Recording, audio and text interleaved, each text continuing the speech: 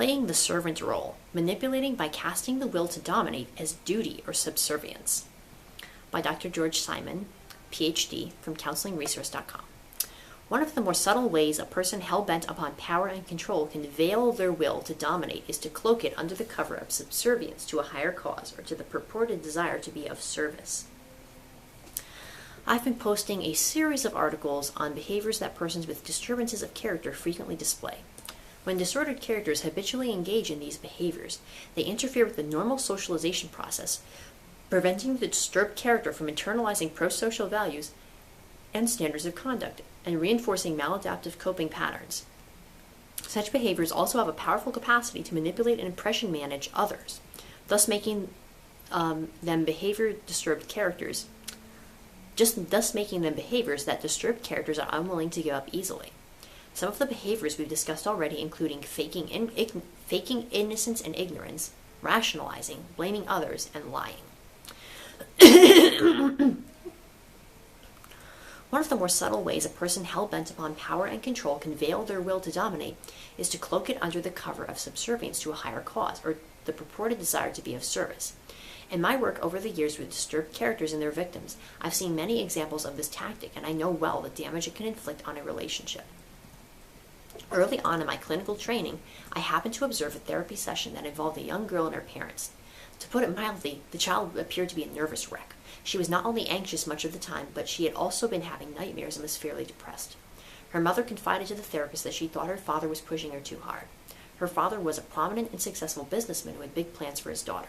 But whenever the mother confronted the father about what she believed to be the relentless pressure he was placing on their child, he would retort that he was only trying to be a good father, to be sure that he afforded the child every opportunity and to help her achieve her full potential.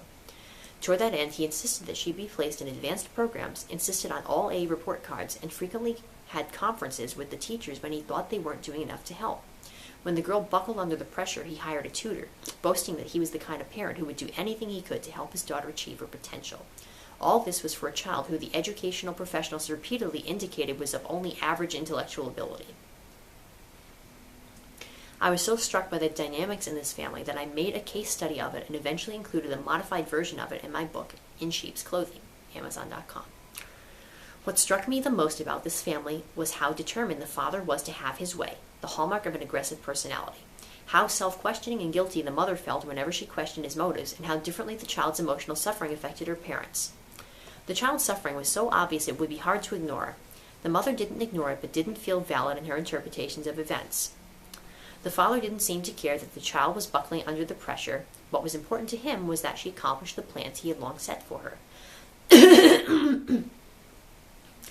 I then came to realize how effective playing the servant role could be as a manipulation tactic.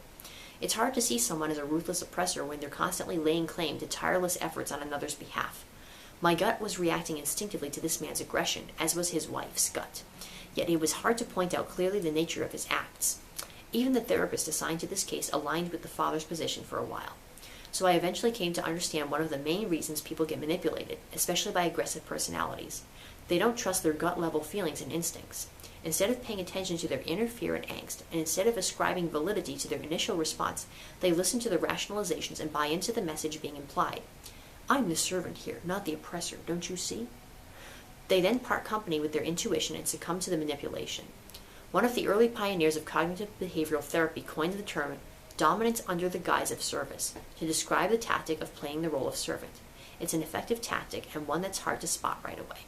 But like the other tactics we've been discussing, it can inflict a fair amount of damage if it's not challenged. The end.